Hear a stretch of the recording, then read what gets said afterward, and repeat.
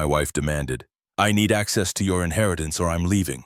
I said, "Leave." Then she thought I was bluffing until she saw I'd moved the funds into an irrevocable trust that specifically excludes spouses. Her lawyer's reaction was priceless. Original post. I, 35 male, lost my dad last year, cancer. It was brutal watching him go. We were close. The kind of close where you don't need to talk to communicate. You know, he built a business from scratch, manufacturing parts for aerospace companies. Sold it a few years before he got sick, invested the proceeds, did everything right. When he passed, he left everything split between me and my sister. After estate taxes in the split, I inherited about $823,000. My wife, 33F, and I have been married 6 years. She works part-time as a bookkeeper, pulls in maybe $28,000 a year. I'm a mechanical engineer, make around $94,000. We've always kept separate accounts. Her checking, my checking. One joint account for mortgage and bills. It's worked fine. When the inheritance cleared, I put it in a separate investment account at a different bank. Just my name. I told her about it immediately. Showed her the statements, the exact amount, everything. I'm not the type to hide finances. She said all the right things. How sorry she was about Dad. How grateful she was that he'd been so smart with money. How it was a good safety net for us, how we wouldn't touch it unless we really needed it. That lasted maybe 3 weeks, started subtle. We're having coffee one morning and she goes, "You know, I was thinking we should really update the kitchen. It's looking dated. We renovated the kitchen 5 years ago. It looks fine. Use some of the inheritance," she continued. "Just like $30K, we'd get it all back when we sell anyway. The kitchen's fine. Well, my car is getting old. Her car is a 2019 Honda Accord. Has 40,000 kilometers on it. Your car is practically new. I just think we should enjoy the money. You know, your dad would want us to enjoy it." I let it go, but it kept coming up. Different angles every time. I've been thinking about going back to school, getting my CPA. I could quit work, focus on studying. The inheritance could support us. I could take a few months off work, travel, clear my head. We have the money. We should invest in rental properties, use the inheritance as down payments. Every conversation somehow looped back to that money. Then one Tuesday night, we're having dinner. I made chicken parmesan. She puts down her fork and looks at me with this expression I'd never seen before. Hard, determined. "We need to talk about your inheritance." Something in her tone made my stomach drop. "Okay, I want to be added to the account." I stopped chewing. "What?" "I should have access, full access. We're married. What's yours is mine. What's mine is yours. That's literally what marriage means. That's my dad's money. He left it to me. And you're my husband. We're supposed to be partners in everything. How can we be partners if you're keeping this huge pot of money separate from me?" "It's not separate from you. You know about it. You know exactly how much is there. I'm not hiding it." "But I can't access it. I can't transfer money. I can't make investment decisions. I have zero control. That's not a partnership. It's my inheritance. It stays in my name." Her face changed, got colder. "So you don't trust me. That's not what this is about." "It's exactly what it is about. You don't trust me with money. You think I'm going to what? Blow it all? Steal it? I think that money is separate. It's not marital funds. It's what Dad left me." "Marital funds?" She laughed, but it wasn't a happy sound. "That's rich. You know what? Fine. Here's how this is going to work. Either you add me to that account, full complete access, equal control, or I'm leaving." The silence was so loud I could hear the refrigerator humming from the other room. "You're giving me an ultimatum. I'm telling you what I need to feel like an equal partner in this marriage. By threatening to leave if I don't give you access to my inheritance. By making it clear that I won't stay in a marriage where my husband doesn't trust me with money." I looked at her, really looked at her. This woman I'd married 6 years ago, who I'd built a life with, who was now sitting across from me threatening to leave if I didn't hand over almost $1 million. "Then leave." She blinked. "What? You heard me. If that's your ultimatum, leave." "You don't mean that." "I absolutely mean it. You want to end our marriage because I won't give you access to my dad's money. Fine. End it." "You're calling my bluff." "I'm calling your ultimatum. There's a difference." Her face went through about 15 different emotions. Shock, disbelief, anger, back to shock. "You would seriously let me walk out over this?" "You're the one threatening to walk out. I'm just taking you at your word." This is insane. It's just money. If it's just money, why are you threatening to divorce me over it? She stood up so fast her chair scraped against the floor. Fine, fine, I'll go stay at my mom's. Give you time to calm down and think about this rationally. When you're ready to have an adult conversation about being actual partners, you know where to find me. She grabbed her purse, her phone, her car keys, walked out the door, didn't pack a bag, didn't say goodbye, just left. I sat at that table for a long time. The chicken parmesan got cold. I kept replaying the conversation, trying to figure out if I'd misunderstood something. But no, she'd been crystal clear. Give her access to the money or the marriage was over. I called my sister around 9 that night. Hey, wife just walked out. What? Why? Gave me an ultimatum about dad's money. Wants full access or she's leaving. Silence on the other end. Then you need a lawyer. Yeah, I know someone. Estate planning specialist. She's good. Really good. I'll text you her info. Thanks. You okay? Honestly, don't know yet. Still processing. Call her tomorrow first thing. Don't wait on this. I called the next morning. Got an appointment that same afternoon. The lawyer's office was in one of those old brick buildings downtown. 3rd floor, wood paneling, diplomas on the wall going back to the 80s. The lawyer himself, older guy, silver hair, expensive suit, had this way of looking at you that said he'd heard every story and wasn't impressed by any of them. I told him everything. He listened without interrupting. When I finished, he leaned back in his leather chair. Can I be blunt with you, please? Your wife just told you exactly who she is. She values that money more than your marriage. That's what an ultimatum means. Believe her. I'm starting to good because here's what we're going to do, and we're going to do it fast. Irrevocable trust. We transfer that inheritance into the trust. Make you the primary beneficiary. But here's the crucial part. We write the trust so that spouses are specifically excluded from any claims to the assets. She files for divorce tomorrow or 10 years from now. Doesn't matter. That money is completely protected, can't be touched, can't be divided, can't be claimed as marital property. How fast can we set this up? Draft by end of the week. You review and sign early next week. Transfer the assets and it's done. Once it's irrevocable, it's locked forever. Even you can't dissolve it. That's what makes it bulletproof. Do it. Smart man, your dad raised you right. My wife texted me that evening. Have you calmed down? Ready to talk about this like adults? Me. My answer is still no. Her then. I'm serious. This is a deal breaker. I won't stay in a marriage where I'm treated like I can't be trusted. Okay, that's it. You're really just going to let me leave? You gave me an ultimatum. You threatened to end our marriage. I'm taking you seriously. Wow. Just wow. I can't believe how selfish you are. That money is making you a different person. I didn't respond. What was there to say? I didn't respond. What was there to say? She stayed gone 1 week, 2 weeks, texted a few times asking if I'd come to my senses. I didn't respond. Then she texted asking to come get some clothes. Me? It's your house too. You don't need my permission. She came by on a weekday afternoon while I was at work. Took a bunch of her clothes, some toiletries, left her house key on the kitchen counter.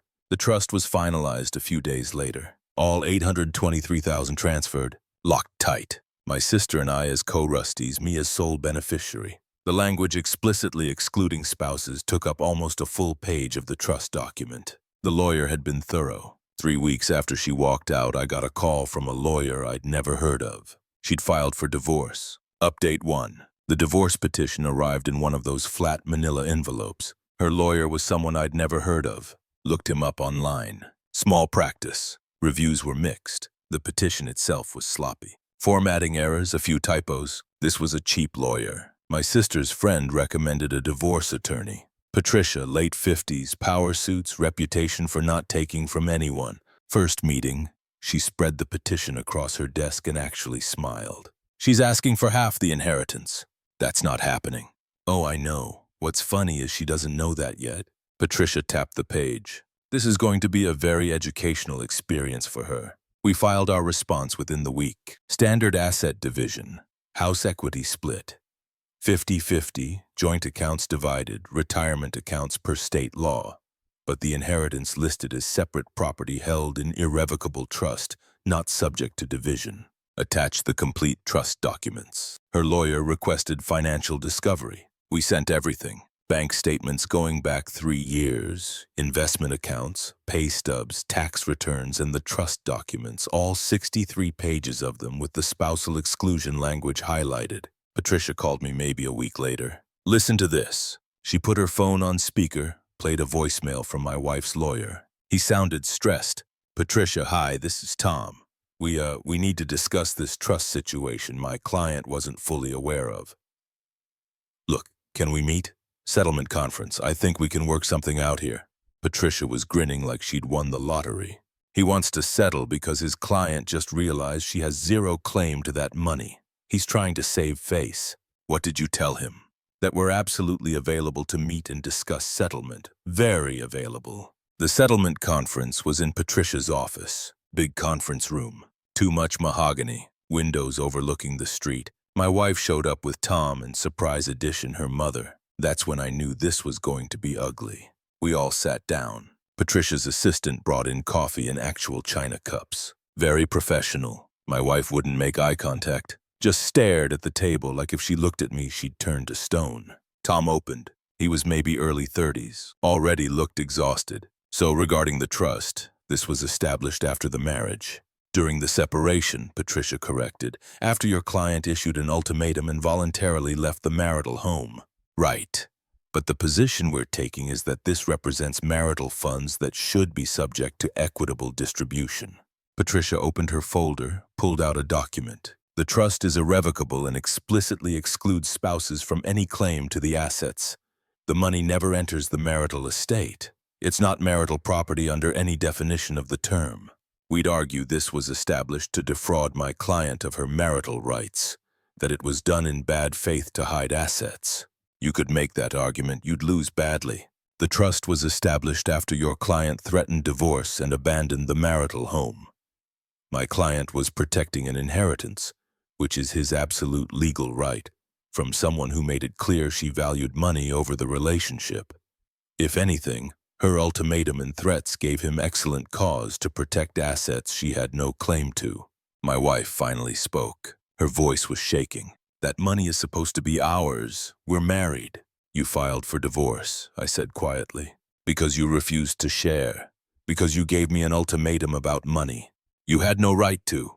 Her mom leaned forward. You've always been selfish. Even when you were dating, I warned her about you. Patricia held up a hand. Let's keep this productive. Here are the facts. The inheritance is not subject to division, period. We're willing to discuss actual marital assets. The house equity, joint accounts, things you actually have rights to, but that trust is completely off the table. Tom looked at my wife. She was getting red in the face, that vein on her forehead starting to show. This is ridiculous. He's hiding money that we're supposed to share. He's protecting an inheritance from someone who threatened to leave him over it. Patricia said, there's a difference. I'm his wife. Who told him the marriage was over unless he handed over money he inherited from his father? I said, you made the choice. These are the consequences. She shot to her feet. Chair rolled back, hit the credenza behind her. You know what? Fine. You want to play it like this? Fine. I want the house. The house has approximately $118,000 in equity, Patricia said calmly. You're entitled to half. That's $59,000. No, I don't want money. I want the house. So you're demanding he buy you out or you'll force a sale? Yes, I'd been ready for this. I'll buy you out. She looked shocked, like she'd expected me to fight. You'll give me $59,000. That's your legal half of the equity, yes. And I want spousal support. Patricia leaned forward, pen poised over her legal pad. On what basis? You're employed. Part-time. I only make like $28,000. He makes over $90,000. That's not fair. You chose to work part-time. You're perfectly capable of full-time employment. The court doesn't subsidize lifestyle choices. Tom cleared his throat. We could argue rehabilitative support. Time for her to increase her earning capacity. Sure. You might get temporary support. Year, maybe 2, probably $500 a month. You want to pay me $5,000 in fees to fight for $12,000 total? Tom looked at my wife. She was doing mental math. I could see the calculations running. He should pay my legal fees. He has money. No, I said. You have almost $1 million in a trust that's irrevocable. I can't access it to pay marital debts. You wanted this divorce, you pay your lawyer." Her mom started whispering to her urgently. My wife's face was going from red to purple. "This is complete garbage. You're screwing me on purpose. You screwed yourself when you threatened to leave me over money that was never yours. You walked out. You filed for divorce. You don't get to be mad about consequences now." Tom stood up. "Let's take a break. 15 minutes. They left. Patricia looked at me. "She's going to come back with demands. Specific items from the house. Prepare yourself." She was right. 20 minutes later, they filed back in. My wife had a legal pad with a list handwritten, probably done in the break room. She wanted the living room sectional we'd bought at Ashley Furniture for $3,000, the bedroom set from her grandmother, my TV, the 65-inch Samsung, my first edition collection of Asimov novels that Dad had given me over 20 years, my framed signed jersey from Excel's game, even my car, the paid-off Toyota Camry. I said no to each one. "You owe me after everything. I owe you half the marital assets as defined by law. That's it. You don't get to take things out of anger. Those books are worth thousands. They were gifts from my father over 20 years, not marital property. You're stealing from me. Requesting property you have no legal right to after filing for divorce is closer to attempted theft," Patricia said mildly. We negotiated for another 3 hours, finally hammered out an agreement. She gets $59,000 for her half of the house equity. She keeps her Honda already in her name anyway. She gets her personal items and half the furniture, the stuff we bought together during the marriage, not family stuff or gifts. No spousal support. Each pays own attorney fees. We split the roughly $4,000 in credit card debt 50-50. She signed, but the look she gave me when she did, pure undiluted hatred.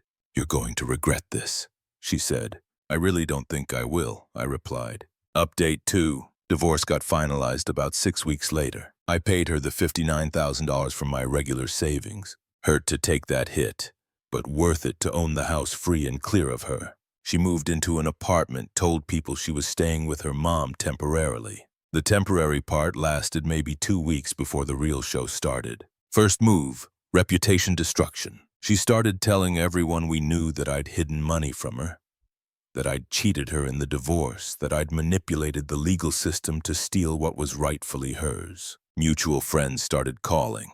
"Dude, what happened? She's saying you hid assets." I kept it simple. "We got divorced. It's over. Not going to argue about it." Most people understood. Some didn't. Lost maybe 4 or 5 friends who just accepted her version without question. Those friendships weren't real anyway. Then she escalated. I got a piece of mail at my house, hand-delivered, not through USPS. It was an invoice she'd written out on notebook paper. Claimed I owed her $14,500 for home improvements she'd funded during the marriage. I took a photo, sent it to Patricia. Patricia sent her a letter. "Divorce is final.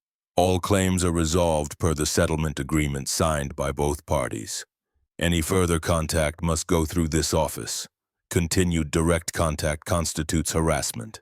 My ex started texting me anyway. Different number. She'd gotten a new phone. "You destroyed everything.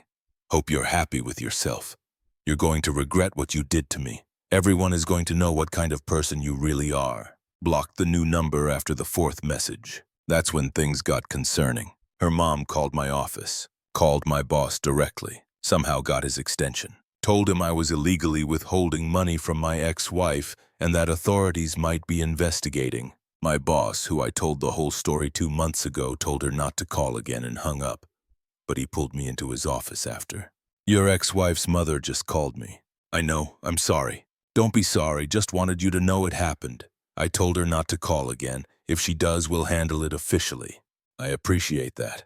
"You good?" "Yeah, just dealing with fallout." Patricia sent formal cease and desist letters to both my ex and her mom. Legal language about harassment, defamation, and potential consequences if contact continued. Quiet for about a week. Then my ex filed a motion to reopen the divorce. Her grounds, she'd signed the settlement under emotional duress. Didn't fully understand the legal implications. And there were undisclosed assets, the trust, that should have been divided. Patricia called me. She sounded almost cheerful. "Don't worry, this is a desperation move. She's got nothing, but we have to respond, and honestly, I'm going to enjoy this." Back to court. Same judge who'd signed off on the divorce. He looked irritated when he saw us on the docket. My ex had hired new representation. Guy in an expensive suit, fancy leather briefcase. This was costing her serious money. New lawyer stood up. His name was Richard. Very smooth. Your Honor, my client signed the settlement agreement under coercion. The trust established during the separation contains what should be marital assets subject to equitable distribution. Patricia stood. She had this presence. You paid attention when she spoke. Your Honor, may I present a timeline? She walked through everything methodically. My ex's ultimatum, her leaving the house, staying gone for 3 weeks, the trust being established during the separation for legitimate estate planning purposes, the full financial disclosure during discovery, my ex's own statements and deposition acknowledging the inheritance. Then she presented the trust documents, showed the court the irrevocability clauses, the explicit spousal exclusions, the legitimate purposes for protecting inherited assets. The judge read through it all. When he looked up at my ex, his expression wasn't friendly. Ma'am, you were aware of this inheritance when you filed for divorce. Yes, Your Honor, but... And you had legal representation throughout the proceedings. Yes, but my lawyer didn't. Did you sign the settlement agreement after having opportunity to review it? I did, but I didn't understand that the money would be... That's not fraud, ma'am. That's you not liking the outcome. He set the papers down, looked at her over his glasses. Your motion is denied. The settlement stands as signed. Furthermore, he paused. Let it sink in.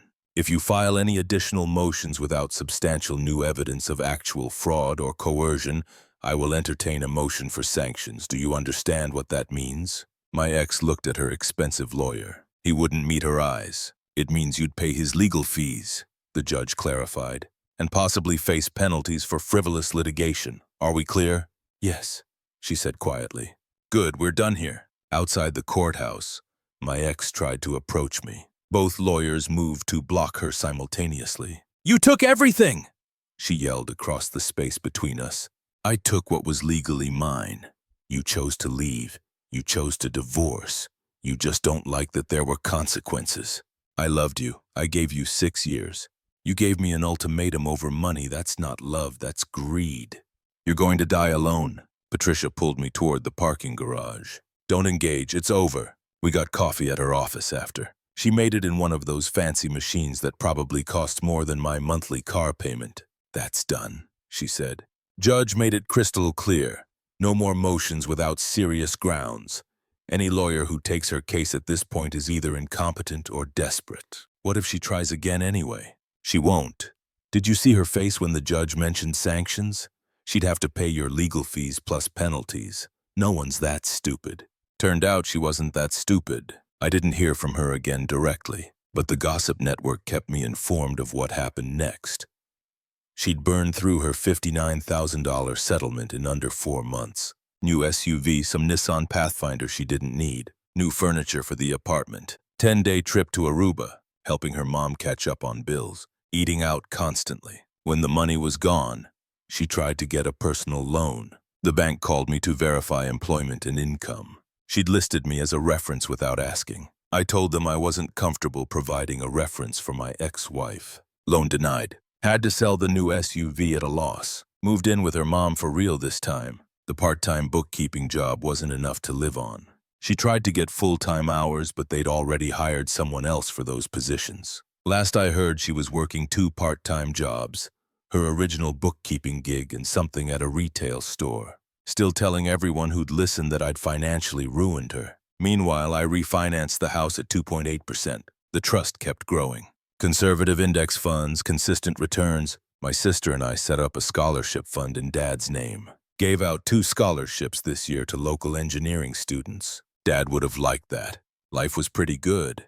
Final update. It's been about 14 months since the divorce finalized. Time to close this chapter. My ex ended up getting a full-time accounting position at a different firm. Pays better than the bookkeeping job. She's still living with her mom, but I heard she's looking for her own place. Also heard she's dating someone. Hope it works out better this time. Her mom still badmouths me. Tells anyone who will listen that I stole from her daughter. Most people who know both sides just nod politely and move on. Some believe her. Can't control that. I've had to cut off a few mutual friends who kept pressuring me to help her out financially because I have the money and she's struggling. Those people got a firm no. When they wouldn't drop it, I cut contact. Real friends don't do that. The house is completely mine. Refinanced, made some updates, repainted the living room, got new furniture, turned the spare bedroom into an office. It feels like my space now, not our space. That was more important than I expected. The trust is doing exactly what it's supposed to, growing steadily. Conservative investments. My sister and I expanded the scholarship fund. We're giving out 4 scholarships next year instead of 2.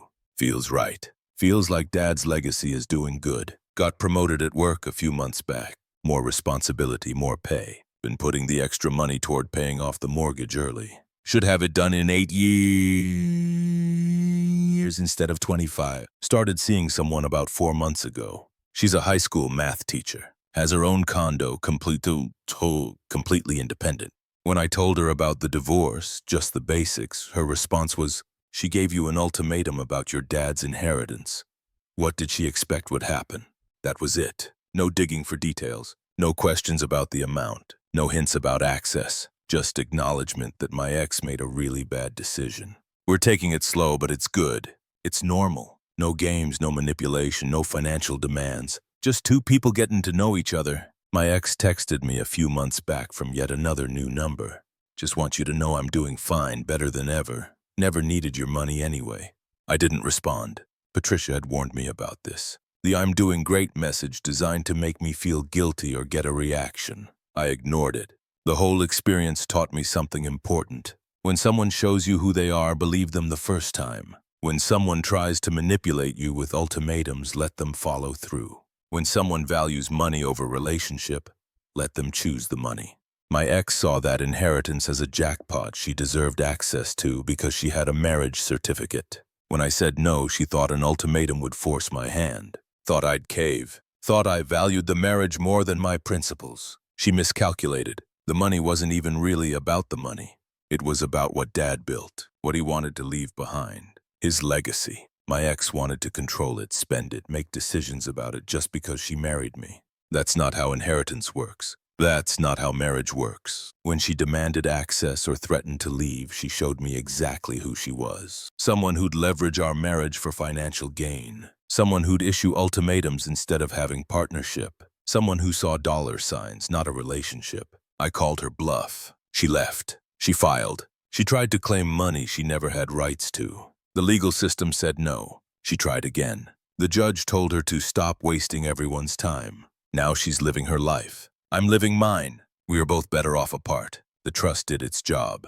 Protected Dad's legacy from someone who thought marriage entitled her to it. Looking back, that ultimatum was probably the best thing that could have happened. Showed me who she really was before kids got involved. Before more time got wasted. Before things got messier. To anyone dealing with something similar, protect yourself. Set boundaries. Don't let anyone manipulate you with ultimatums over money they have no claim to.